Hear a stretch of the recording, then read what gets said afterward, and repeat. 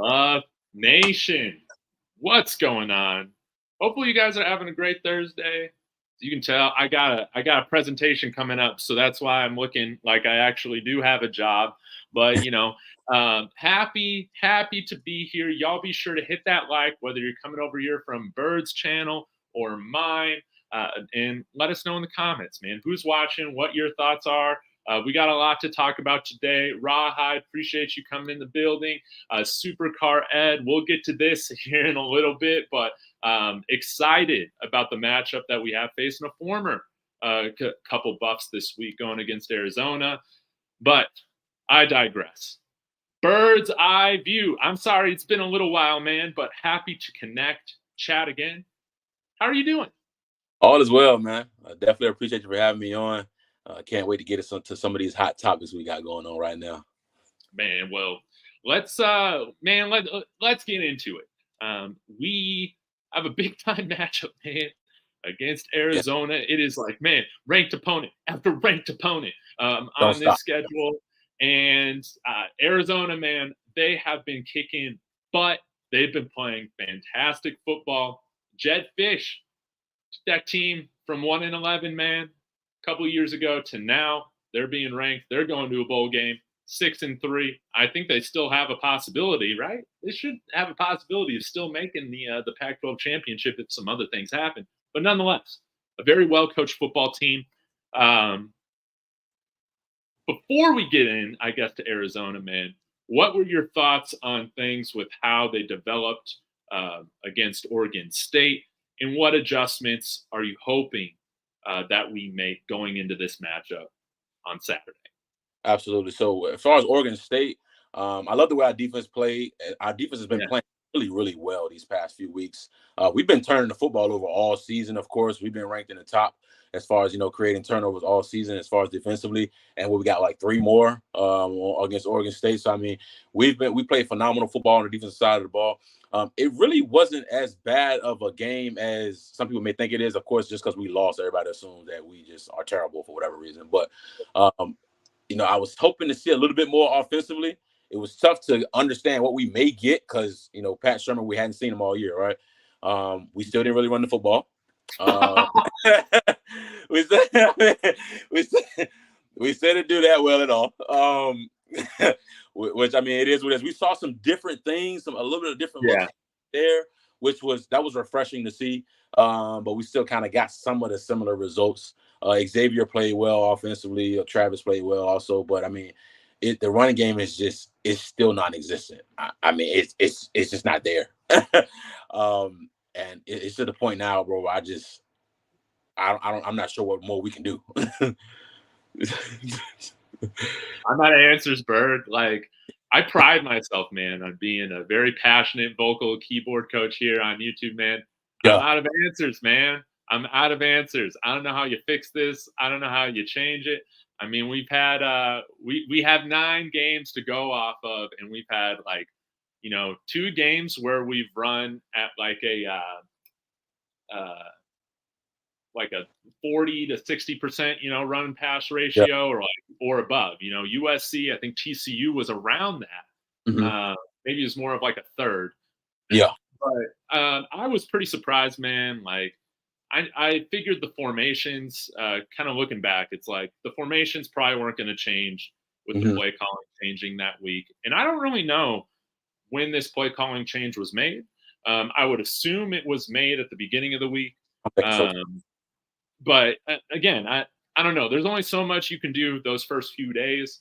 But I think the way that I'm making sense of it, man, is that it just got away from us, man, because we're down, we're needing to catch up, and we're forgetting that, we have come back on teams, man, playing a little bit more balanced. And hopefully that can be an adjustment this past week. But, man, you're right about our defense, man. For as much criticism as Charles Kelly has gotten at the beginning of the year, these guys are clearly buying in and clearly communicating better. They're playing more disciplined football. We haven't seen nearly as many dumb penalties over the past couple weeks.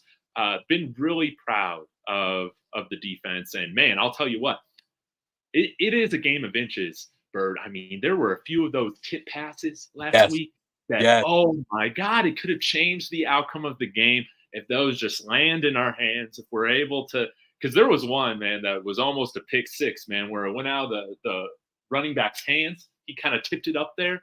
And Rod I Ward. forget. It was Oh, Rod. it was, yes, it was Rod Yep. Ward. Yes. Yep.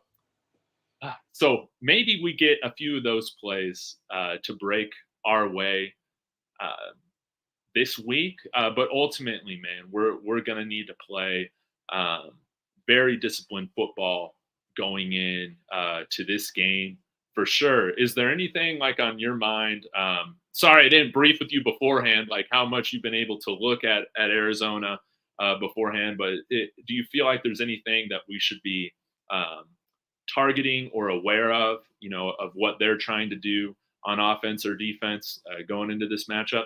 Absolutely. So, as far as on offense, I've seen them use multiple quarterbacks this season. I've seen them use. It looks like honestly, their go-to guy is going to be the McMillan kid, number 4. He's like a Dude, 6'5". he's huge. He's legit. He's coming out. I believe from Hawaii, and he's their top target. He got over 50 catches. He's got over like 750 yards, 7 touchdowns on the year. He's going to be a red zone mismatch for sure, but he's their go-to guy. And like I said, he's 6'5". Of course, they got Montana there as well. Montana Lamonius Craig. And I know a lot of people, he burst on the scene for sure in the spring game. Of course, he's at Arizona now. He's number 5, so we're going to have to deal with him a little bit. Taylor Upshaw, who is a name that I'm sure a lot of us may know, some may not know. But of course, Taylor with us. Yeah, Upshaw was with us in the spring. Of course, he transferred from Michigan. He was with us in the spring, ended up hitting the portal. Upshaw is leading their team in like tackles for loss, sacks. I mean, Upshaw is Dang, man, we could have used him. Yeah, I was thinking that too, man. Upshaw's been having a hell of a year. You go look at his numbers at Arizona. He's having. I think he's got like 7.5 sacks. Oh my God. He's having a damn good year. He's having a damn. So I mean, he's playing well, and he's coming into this game with a chip on his shoulder. So he's been having this game circled ever since he transferred. So we're gonna have to figure out a way to block him, unfortunately. Oh man, I'm terrified now. I didn't realize he was having that killer of a season. I was really just looking at the individual statistics on the offensive side of the ball so far this year for Arizona. But man, yeah, you see Supercar Ed coming in here saying, posting on his Instagram story, get your mind right, little boy. Shador Sanders, man, talking a little smack. Up, man. Let's sell the fight, baby. Let's sell the fight. Pac-12 network's got to be happy with, hopefully some more people signing up for free trials on Fubo to watch the game this week. And yeah, hopefully we can block him. That is terrifying that he has 7 sacks and going against our offensive line. What other adjustments or things do you want to see the Buffs do right now? I mean, obviously, we all want to see them run the ball, right? We all want to see that. Hopefully, it can somehow work at some point, right? I mean, we're going to need to run the football at this point. I would love to see if we can get Dylan Edwards a little bit more involved. Of course, he had that huge game against TCU, and we really haven't had something similar since. Of course, I know a lot of teams have been keen on him, so it makes it a little bit different once you have film out. Honestly, I want to see Jimmy Horn catch the football a little bit better. I mean, he's had some drops that's kind of hurt here and there, and I know it hurts his confidence too, right? So we want a confident football. We want a confident football team. So of course we want Jimmy Horn to be able to make some plays, and because when he gets in open space, I mean, he's electric, right? Of course we gotta find a way to keep Shador upright. I mean, the amount of sacks, the amount of hits, it ain't even just the sacks. It's the amount of times he's been hit this season. I mean, we have to, because there's some plays that are developing downfield that we just can't hit because he don't have the time or he can't step into the throw. So hopefully we could just put it all together because we haven't played a complete game yet. And that's what I've really been waiting on. I waited on just a complete game where I can say we played offensive, defense, especially. We played lights out and we won the football game. So, I mean, hopefully we can get that because at this point, I mean, we're running out of time, bro. We're running out of time to get that bowl eligible. Yeah, no doubt. Again, I am out of answers because I don't know why again, we're still just running 5-man protection this past week with Shedeur, man, with him clearly banged up. We can't right now really be moving the pocket. I'm hoping that he's in a little bit better shape with that hip pointer, but those things can really linger, man. And I don't care if we need to run some more max protect. Like, we just have 6 or 7 guys back there, like the running back and a tight end or whatever. Like, at least we have a chance to give Shedeur a sustainable pocket with that. And he's got the arm and the accuracy if he needs to throw into some tighter windows with these wide receivers. I mean, let's just I'd rather approach offense that way than just saying, well, man, let's just risk his health again, with this line that we got. Regardless of if you feel like the majority of the blame should be put on coaching or players, it doesn't matter. We can debate on how you want to separate blame. At the end of the day, man, the results have been awful, regardless of who you want to blame. And something with scheme needs to change. I think we saw a little bit of that this past week with Pat Shurmur kind of calling some more quick developing plays, getting the ball out of Shedeur's hands quickly, and all that. I love that. But again, the biggest thing I think that can help this offense get some confidence back will be to have somewhat of a balanced approach. As an athlete, Bird, like, how do you get your confidence back? Because I feel like this offense, not just the offensive line, I feel like this offense has lost its confidence. Honestly, with success, right? Success brings confidence, to be honest with you. And I feel like it's up to the coaching staff to put our players in positions for them to be successful as much as we possibly can. So I know right now it's tough losing, right? I mean, it's tough losing. It's tough seeing all the news clippings saying, we're not good here, we're not good there, we can't do this, we can't do that. The book is out on Colorado. All you got to do is do that. It's tough seeing that, right? But honestly, I mean, it comes from within. I mean, believing in yourself and understanding that, it's a reason why I'm here. I'm a Power 5 football player for a reason. Coach Prime and the coaching staff trusted in me for a reason. I need to come out here and show them why they made a great investment in bringing me in and giving me a scholarship. And that's all it really comes from. I mean, confidence is going to come from within. Now, of course, like I said, over time, when you're having success, you're going to be extremely confident. Look at Taylor Upshaw. That's a confident statement that he puts out before a game. Hey, Shedeur, son, you better be ready. That's a confident football player. Why? He leading the team in sacks. I mean, that's where it comes. That's where it comes from. So it's going to come with some of us having success, but also with the coaching staff putting our players in the right position to be successful as well. Yeah. It's unfortunate that it's just how the schedule has happened in the conference that we're in right now. Is that there are no there was kind of one get right game, that we had in conference play, and that was against Stanford. And man, we got right that first half, but all of that was erased, and we could really use a game, to get right. But we don't have that luxury right now, I think maybe with this run game, it's like, man, if we just come out with the expectation of, like, regardless of how this goes, like, I almost feel like regardless of what the end score is going to be, I would almost like to see us, like, say, hey, even if we don't get the win, we can at least say we approach this game right in terms of making the right coaching, game management decisions, and like attempting to play the right way in terms of balanced football. So even just saying, man, we're going to commit to at least 25 rushes a game this game, seeing how that goes. Because again, like, I know we've won some of these games purely on the arm of Shedeur, but it is not worth it to me right now to if he's going to have something, sustain an injury in which he has to get surgery or something like that. You kind of got to look a little bit forward into next year, making sure that there's nothing serious is going to happen. And I think, man, these guys, if they're getting more consistent play calls to where they're being asked to run block, they're being asked to be physical, you could see them improve as time goes on. I mean, again, like, we had some success against Oregon State running the ball in spurts that was all eradicated by the sack yardage and stuff like that. But it's like we would get like 8-9 yard runs and then not run it at all for the rest of the drive. Yeah, That hurt. And I'll be honest, another thing that hurt too was, of course, everyone knows about at the end of the second quarter when we should have just honestly just ran the ball and just went in at halftime. And yeah, that hurt. When as soon as that happened, I said that's gonna hurt.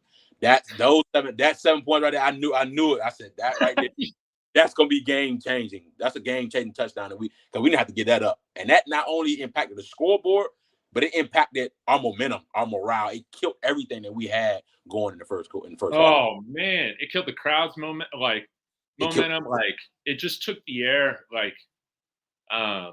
Again, and I think like I've talked about this a little bit too earlier in the week, but like Coach Prime, he's gonna get better with these game management decisions as he's put in more situations. I don't think from my understanding. Like he coached in very many close games during his time at Jackson State. You're only going to get better at game management as you coach more games. I'm not concerned about any of that long term. Not at all. Not at all. Yeah, he's going to always get better. Like you said, I mean, he's a great coach. He's in the position he's in for a reason, and with time and with consistency, he's going to be fine.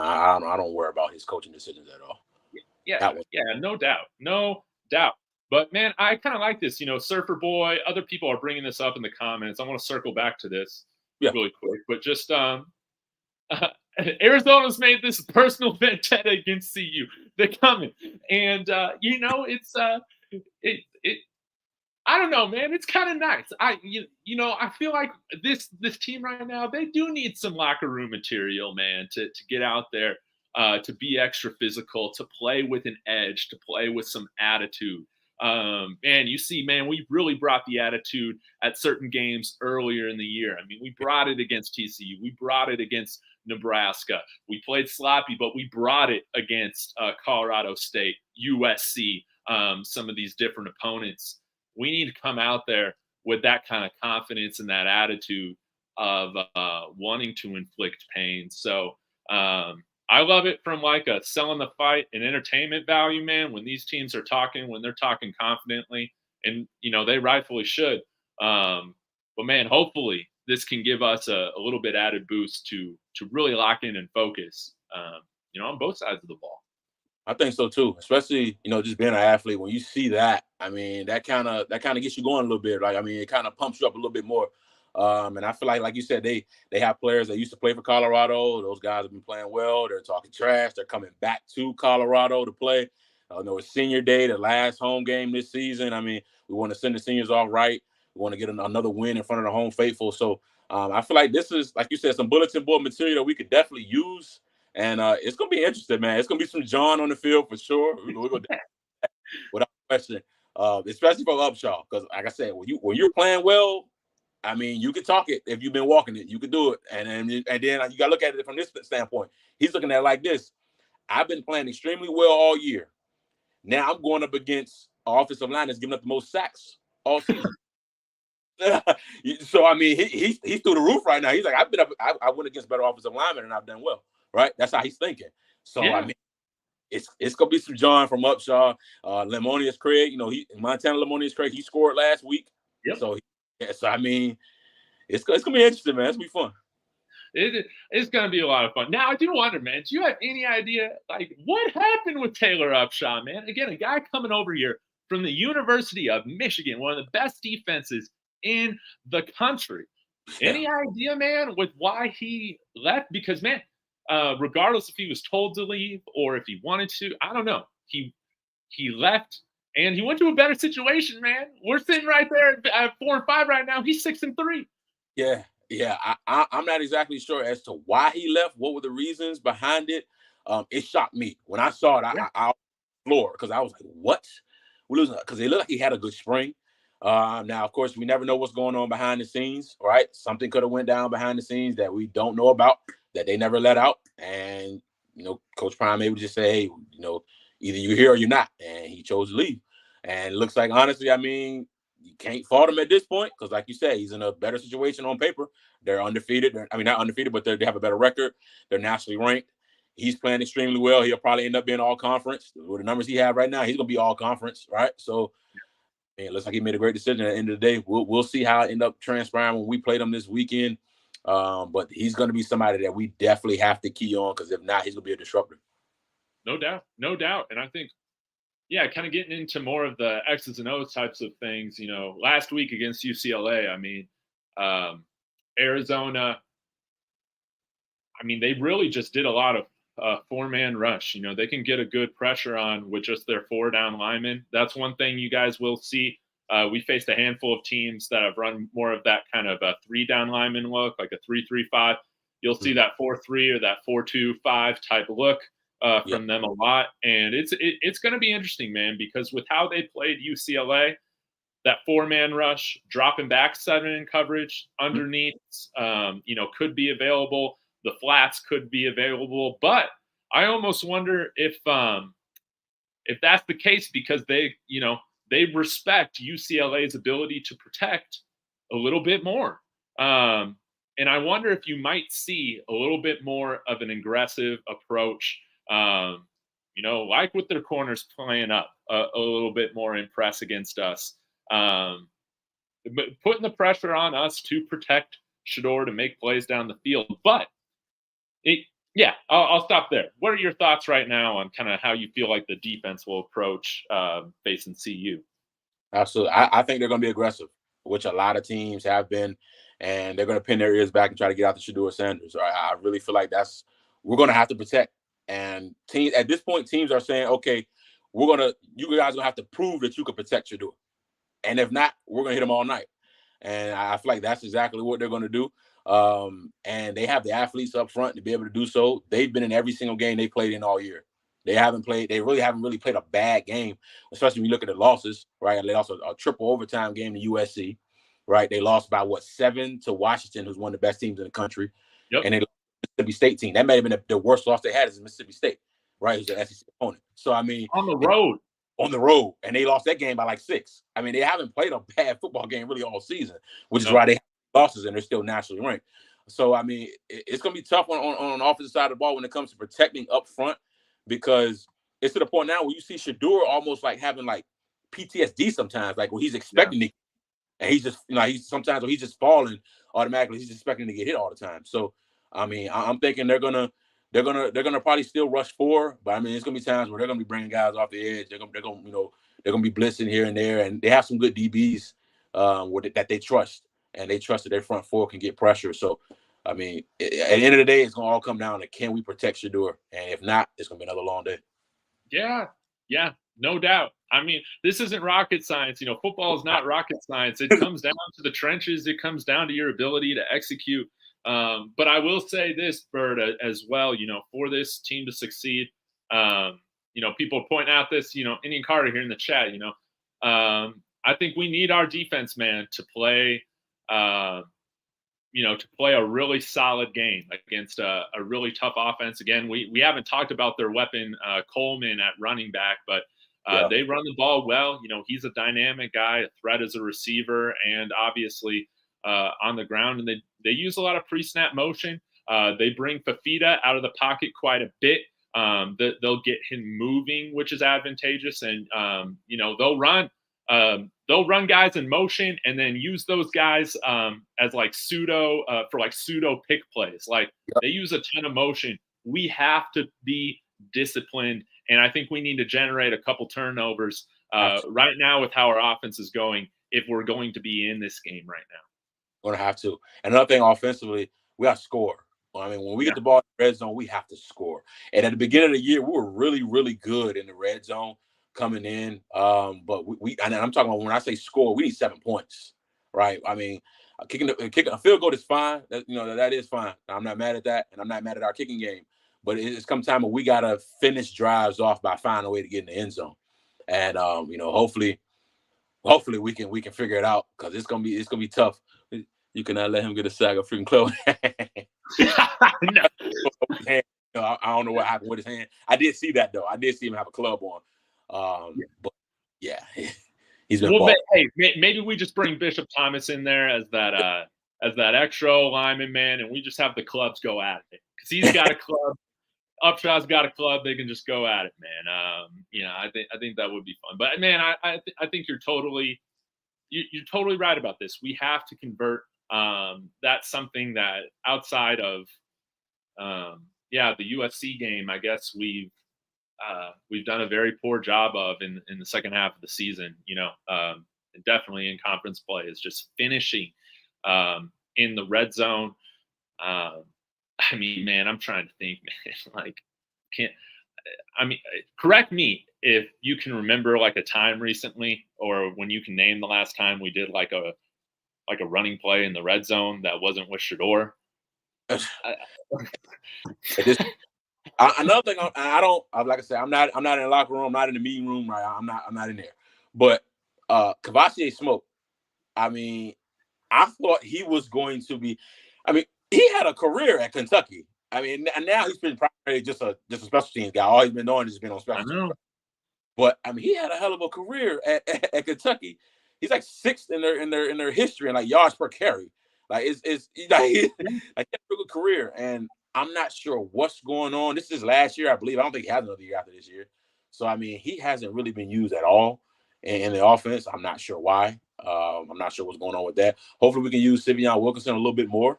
I love the way he runs the football. Same thing with Hank. I mean, we have formidable running backs. Yeah, we don't have a line, but it's almost like we don't even, like you said, we get in the red zone and we don't even try.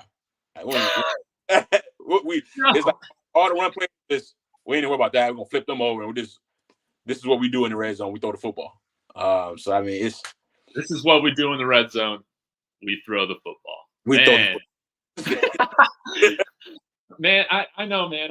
I'm with you there because I feel bad. Like, honestly, man, I feel real bad for Kavosiey Smoke, man. He deserves much better than this with his last year of eligibility. Yeah. And, he should be somewhere where he would be utilized. And I guess with Pat Shurmur coming on here, we'll possibly get an answer on maybe who was making those decisions if he does get on the field more. But it's frustrating, not having answers to certain things when we feel like there are. Again, I've been wondering this with the offensive line, man. Why do we consistently have our lightest guy in the room out on the field? Right. Now, that changed in the second half last year or last game, but there have just been some puzzling decisions. And at the end of the day, it falls on the coaching staff as a whole. Yeah. I don't know who you particularly want to blame right now, whether that's Coach Prime, Sean Lewis, Bill O'Boyle, anybody else, Andre Hart with the linebackers. I don't know, but I do hope we get some answers here at some point. I don't know if we can expect that though. Yeah, that's kind of where I am right now with it as well too, man. At this point, we're just searching, right? I mean, we're trying to figure out what are the reasons as to why we can't consistently do the things that we want to do, and hopefully we can figure it out. We're running out of time at this point, but it's gonna be interesting finishing out this year and then going into next year. What are some of the changes going to look like and how that's going to impact? And maybe that may answer our questions come next year when we may see some changes and then we see some stuff that we were doing last year that now we're doing well in 2024. And then we can look back and say, okay, this was the reason why it wasn't working in 2023. Maybe it's going to take until next year when some changes are made for us to really figure out. Who knows? Yeah, no doubt. Man, it's frustrating not getting answers right now, but it is what it is. Nonetheless, I'm still having fun, and I can't wait to watch this team. Hopefully, it's a very close and competitive game. I got a friend coming in from Houston that's going to be at the game, okay. With me. So, Buffs fans, if you're going, find me. I'll be in section 103. Come say what's up if you see me. I'll be in a Travis Hunter jersey as well. And Bird, do you got like 4 more minutes? Yeah, I got time. Okay, cool. Yeah, I wanted to touch on some recruiting here really quickly. I'm going to go ahead and share my screen. And guys, if you're not following Matt H, ScoBuffs22 on Twitter, I mean, he's my go-to, for all the recruiting news. Sorry, a couple DMs I haven't gotten back to everybody, but here is the list right now of this weekend's visitors, okay? We got athlete Cam McKell, who is the cousin of Amontre Bradford. Huge He's going to be here this weekend. Huge. We got running back and commit Micah Welsh is going to be here this weekend. I can't remember. Is he our 24 running back or our 25 running back? The 24. Is Gata? Okay, Gata is our 25. Yeah, he's a 24. Michael's from Georgia, I want to say he is. Cool. Michael been told that football too. Yeah. We also got 3-star edge Jordan Ochoa. He's coming here, which is great. Again, we're really right now loading up on commits in the front 7 for the class of 2024. It's been great. Nick Williams doing his thing. Yeah, we got another one coming. King Joseph Edwards is going to commit for sure. Oh, man, he's a lock. I saw that Adam Munster Tiger just crystal balled him yesterday. Yeah, he's a lock. He's a lock for sure. And no doubt. Fly off the edge. Him and I'm thinking Waller, LaMason Waller, the 25, the 4-star wide receiver in 2025 class. He's a lock too. Yes. From California, he's a lock for sure. Well, I saw that he's not coming this weekend. He was supposed to come for a visit this weekend. Was he there? Yeah. He's going to LSU, so we'll just have to see. But we have been crystal ball to get him still. Yeah, we've been crystal ball by like 3 or 4 people. It might be more than that. Yes. And multiple websites too. So I think we still got a really, really good shot at him. I hope we get Blackstock, man. The 4-star offensive lineman from Michigan State. We got to find a way to get him. Yes. Yes. On offers though. I mean, I saw that we offered that Iowa decommit, the 2025 guy. He's like 345 pounds. Yeah, I saw that too. Hopefully we can. At this point, man, we need all the big hogs we can get. That'll work. Yeah. I mean, most definitely. We also got lineman Lincoln Fa'apuli Jr. Hopefully I pronounced his name correct. He's a big offensive lineman here, class of 24. 6'5", 320. Like it. Music to my ears. Invited back for the 2nd week in a row. Cool. That's real good. Then he's coming back twice in 2 weeks. That's real good. And we got an in-state guy, Nate Session, offensive lineman, 6'4", 270, but he does work with our badass coach. Well, not a direct coach for the CU Buffs, but I mean, you know him, Coach Matt McChesney. Yeah. At the 06 Academy. Yeah. I love that. We also have. Oh, go ahead. Oh no, I love that too. He's a fiery guy. So I love that he works with him. Yeah. Cherry Creek guy here in Denver, safety Aiden Napke, 6 feet, 185 pounds. Cherry Creek's one of the premier programs that we got here in the state of Colorado. And let's see who we got here. Michael McClinton, class of 2026, linebacker. He's offering yet. He's legit. That kid right there, man, he's gonna be special. Like he's gonna be special. I think he's got offers from everywhere in the country too. Everyone. Ooh, I love that. Yeah, everyone. Have you done a video on him? I haven't done a video on him yet, but I've watched his film and I've seen a couple things about him, a couple write-ups and stuff about him. I'm gonna do a video soon on him, but that kid is unreal, man. Love it. I love it. But yeah, nonetheless, man, we got a lot of good momentum, I feel like, going into this week from the recruiting standpoint. And it's going to be fun to track, man. Hopefully we see another commit in the next week or two. That's always exciting stuff. And again, guys, like in Bird, I feel like you're of the same mind, man. You know, there's certain things that again, there's a lot of growing pains with this team right now. When you're taking over an absolutely dead program and you're flipping over everything in one cycle, one hiring cycle and recruiting cycle, not everything's going to work perfectly. But nonetheless, there's a lot to be happy about. There's a lot, to just be pumped about with what we're building for the future. Heck, we're getting a new scoreboard. That would not have happened, man, right now. With what we got going on, man. We've needed a new scoreboard for about 20 years. Right. Yeah, man. So, things are going in a positive direction. I appreciate your time as always, Bird. I got to get going. Sure. Yeah, but let my viewers know. Guys, go subscribe to BurdsEveView. Come on now. Go do it. I mean, you're sleeping if you're not doing that. But let us know, man. What are some things that you got lined up on your channel coming up within the next few days? Most definitely. I appreciate you always, bro, for having me on. It's always fun. It's always a pleasure. You can find me on YouTube at BurdsEveView. You can find me on Twitter at BaseballDriven_. You can also find me on Instagram at BurdsEyeView5. I'll continue to bring you guys content, of course, within this Buffaloes program.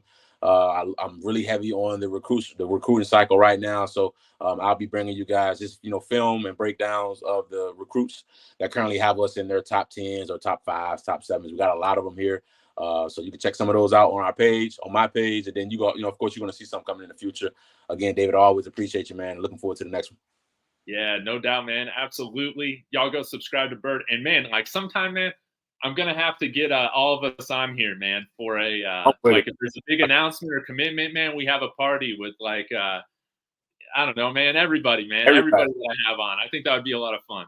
I'm cool with that. Do like a round table. I'm cool with that. Like, yeah, we can get Life in Football. We can get whoever wants to join.